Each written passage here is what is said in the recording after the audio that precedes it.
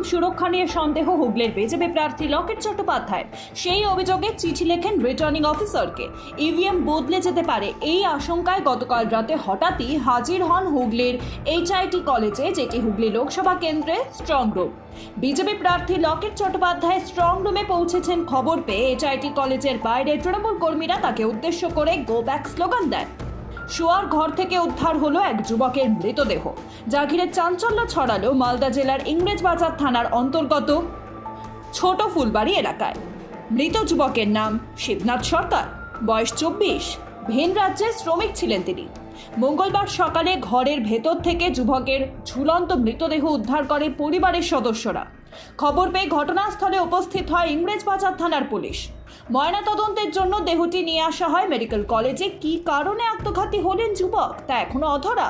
বারুইপুর পূর্বে কাটাখাল নড়িদানা মেন রোডের পাশের একটি পুকুরে অজ্ঞাত পরিচয় এক ব্যক্তির মৃতদেহ ভাসতে দেখেন গ্রামবাসীরা।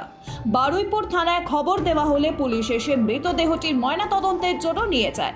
গ্রামবাসীদের দাবি, এই ব্যক্তিকে তারা আগেও দেখেছেন, মানসিক ভারসাম্যহীন বলেই তারা মনে করেছেন। খুন নাকি আত্মহত্যা, চলছে তদন্ত। গোপন সূত্রে খবর পেয়ে বাংলাদেশে পাচার হওয়ার আগে উদ্ধার হলো 17টি গরু।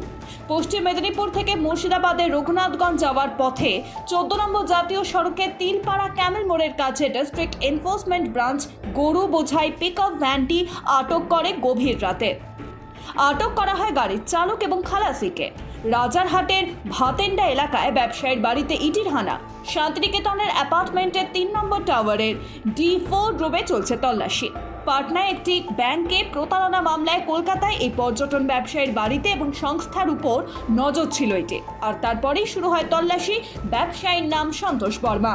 বাগজোলা খালে আবারও তল্লাশি অভিযানে CIT আধিকারিক এবং TMJ-র কর্মীরা।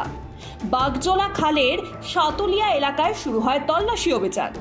টানা 4 দিন তল্লাশি অভিযানের পর বৃষ্টির কারণে একদিন বন্ধ ছিল তল্লাশি অভিযান। আবারও নতুন করে সাতুলিয়া এলাকায় শুরু হয় তল্লাশি অভিযান।